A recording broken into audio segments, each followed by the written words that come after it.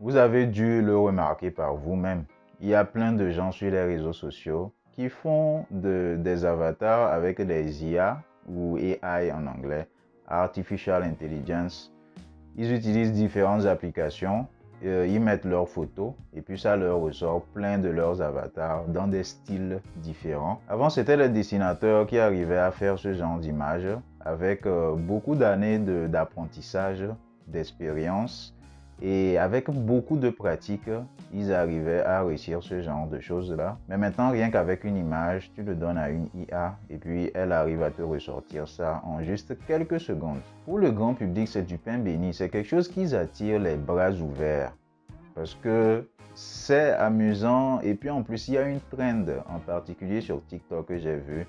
Ça génère du clic, ça génère des réactions, des impressions. Beaucoup de gens demandent comment est-ce que tu as fait ça ainsi. Et il y a plein d'applications qui sont sorties sur ça. Certaines sont payantes, d'autres rapportent de l'argent à leurs créateurs par la pub. Et ça prouve qu'il y a un marché en ce qui concerne ce domaine-là. J'ai même vu un TikTok d'une fille qui disait, comme maintenant les artistes sont très chers, maintenant on a quelque chose de gratuit pour pouvoir faire nos avatars. Pour les artistes que je restreins au domaine du dessin, les dessinateurs, ceux qui font de la peinture digitale, pour eux c'est beaucoup moins drôle parce qu'il y a beaucoup qui voient une menace dedans, en quelque sorte qui perdent du marché. Déjà les artistes qui avaient du mal à évoluer en ce qui concerne les rémunérations, qui avaient du mal à trouver quelques places de marché, maintenant c'est quasiment mort pour eux. Du moins c'est ce que ça laisse penser. Maintenant que les robots font de l'art, est-ce que les artistes servent encore à quelque chose? Il y a un mouvement d'artistes sur ArtStation. C'est la plus grande plateforme actuellement pour les artistes digitaux qui font aussi la 3D, bon 2D, 3D, peinture digitale. Même ceux qui font de l'art traditionnel, c'est-à-dire ils dessinent sur du papier, ensuite ils scannent pour pouvoir mettre ça en ligne. Généralement, ArtStation est aussi pour ceux qui veulent trouver du travail parce que beaucoup d'artistes sont employés dans des domaines tels que le jeu vidéo, le cinéma et tout ça. Donc c'est sur cette plateforme-là qu'ils vont souvent. Il y a ce genre d'images qui sont apparues. AI, No to Artificial Intelligence Imagery.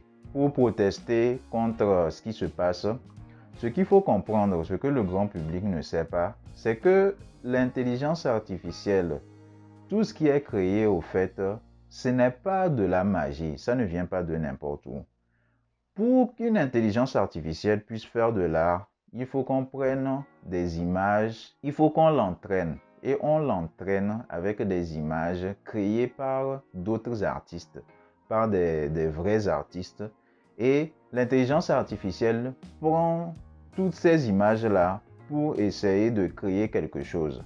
Donc, ce qui se passe quand quelqu'un met sa photo pour qu'on en crée des avatars, on prend la photo et on met des filtres dessus.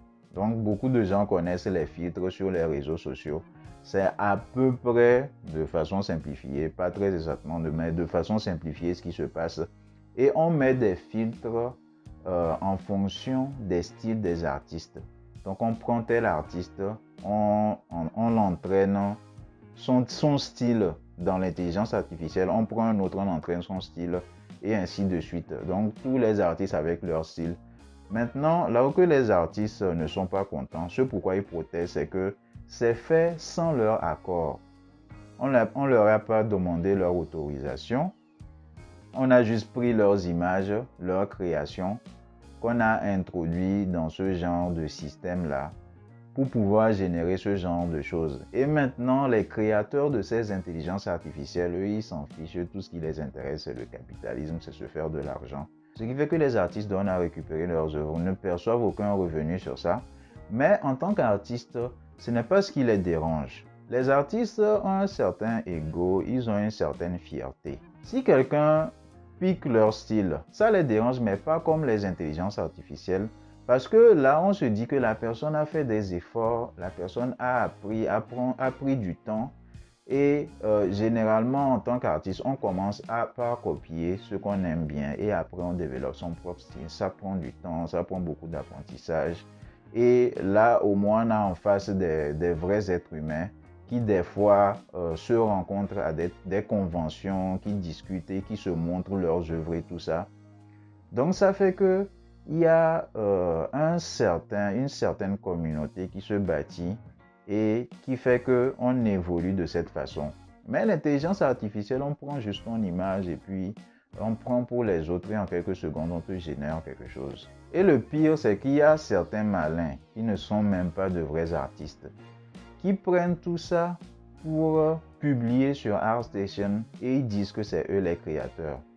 Du genre, ils font comme si c'était eux qui avaient fait ces créations-là. Or, ils ont juste généré ça par intelligence artificielle. Il y a certaines entreprises qui se font berner de cette façon-là. Donc, ils vont pour recruter des vrais artistes et ils tombent sur des gens qui présentent de belles images, mais ce n'est pas eux qui les ont créées. Donc, ça fait que les gens, ceux qui sont vraiment artistes, qui maîtrisent la technique et tout ça, sont invisibilisés. En gros, les artistes mécontents font des manifestations. C'est comme dans la réalité, dans la vraie vie. Les gens qui ne sont pas contents d'un truc, ils font la grève, ils manifestent, ils sortent les pancartes et sur les pancartes, ils écrivent ce avec quoi ils ne sont pas contents et disent ouais, non à ceci, non à cela, les choses doivent changer, ce genre de trucs. Pour ceux qui me connaissent, ils savent que c'est un truc que je trouve inutile, faire des manifestations pour dire non à ceci, non à cela. Jusqu'à présent, je ne vois pas trop c'est quoi le changement. Les meilleures choses, les meilleures actions qui sont faites, c'est lorsque on agit de façon concrète et de façon intelligente. Ce n'est pas parce que tu protestes que les choses vont changer comme ça d'un seul coup. Si tu veux que les choses changent, tu dois agir. Je vais donner un exemple. On prend un artiste très connu, ça c'est dans la musique, qui s'appelle Kanye West. Vous avez dû entendre parler de ce qui lui est arrivé. Il a dit quelques propos, il a dit quelque chose, et puis en l'espace de quelques temps, il a perdu beaucoup de sa fortune. Et il a été bloqué sur plein de réseaux sociaux. Est-ce que vous avez vu des gens sortir dans la rue avec des pancartes pour dire non à Kanye West, non à ceci, non à cela? Non, ça s'est fait par des actions. Ils ont agi directement, ils ont fait ce qu'il faut. Ça, c'est pour moi la meilleure méthode. Il n'y a pas de blablabla, il n'y a pas à venir pleurer sur les réseaux sociaux, il n'y a pas à venir dire tel ou tel. Donc personnellement, c'est ce que je pense. Donc si moi, il y a une situation qui me dérange et que je vois que je n'ai pas la possibilité de faire quoi que ce soit, je ne perds pas mon temps à me plaindre. Je cherche les moyens de devenir assez puissant ou je cherche un moyen de pouvoir agir pour que les choses changent de façon concrète. Donc, ce que les artistes sont en train de faire sur ArtStation, oh, c'est intéressant, c'est joli à voir, ça attire l'attention sur un truc, mais de façon concrète, ça ne change pas grand-chose. Si des gens veulent utiliser l'intelligence artificielle, ils vont l'utiliser et ils aiment donner leurs données comme ça, leurs data aux intelligences artificielles avec leurs photos et tout ça. Eh bien, ils sont tout contents. Vous avez certainement dû voir une sorte de défilé où il y avait des personnes âgées, des personnes avec différents vêtements et tout ça. Les gens trouvaient ça beau sur les réseaux sociaux. On dit que c'est généré par intelligence artificielle et que ces personnes n'existent pas. Vous avez sûrement dû voir ça. Vous pensez que les ordinateurs ou les intelligences artificielles sortent les images de n'importe où? C'est vous qui donnez vos images. Vous donnez vos images. Ils enregistrent ça dans leur base de données et ils font des patchwork. Ils utilisent, par exemple, on va dire, oui, celui-ci, cette partie de ses yeux est intéressante. L'autre, cette partie de la bouche est intéressante. L'autre, son nez. On combine tout ça et puis on essaie de créer un personnage. Mais cela ne veut pas dire que ces personnages n'existent pas pour autant. Si on fouille dans le monde entier, il est possible qu'on puisse trouver des gens qui ressemblent à ceux-là. J'en ai la forte conviction. Mais quoi qu'il en soit, de façon concrète, c'est vrai qu'il n'existe pas. Mais c'est vous qui donnez de la nourriture à ces intelligences artificielles-là pour qu'ils les utilisent. Mais bon, c'est le jeu des réseaux sociaux. C'est comme ça se passe et on n'y peut rien. Si, on y peut, mais les gens feront quand même. Donc vous me direz que là, les artistes, pour eux, l'intelligence artificielle, c'est mauvais, ça n'a aucun avantage et tout ça. Non, il y a certains avantages pour des artistes. Donc certains artistes ont même fait des vidéos pour expliquer. Ça peut servir pour trouver de l'inspiration. Parce qu'il y a certaines intelligences artificielles, pas ceux qui génèrent les visages forcément. Parce que les visages, bon. Il y en a qui génèrent des environnements. Pour ceux qui font du digital painting, plus précisément du concept art, le concept art permet de générer des idées. Si on veut créer un film ou un jeu vidéo ou une œuvre créative, même pour des livres, des illustrations et tout ça, donc tu peux taper quelques tests dans une intelligence artificielle. Il y a une sur Discord qui s'appelle Dali ou quelque chose comme ça. Donc tu tapes, par exemple, tu dis tu veux un paysage féerique avec de la lave, avec je ne sais pas quoi, avec 3 soleils. Et puis ça te génère une image dans le style de certains artistes. Tu peux dire dans le style de Léonard de Vinci ou dans le style de, je sais pas, un autre artiste connu. Et ça te mélange et ça te sort des idées comme ça. Donc, ça permet à certains artistes d'avoir des références, puisque de toute façon, les artistes travaillent avec des références de plein d'artistes différentes et on arrive à créer de nouvelles choses comme ça. Donc là, avec certains artistes utilisent ça pour avoir des références. Donc, ils ne prennent pas ça tel quel pour aller coller, dire que c'est eux qui l'ont fait. Donc, ils utilisent ça comme référence. Puisque ça sort, des fois, ça te sort des choses auxquelles tu n'as pas vraiment pensé. Ça donne des trucs intéressants. Donc, ils réutilisent ça pour leur travail. Ça permet d'aller plus vite. En réalité, c'est ça le véritable avantage. Hein. Ça permet d'aller vite. Au lieu de chercher des références pendant des heures et des heures. En quelques secondes, tu as plein de références avec lesquelles tu peux travailler.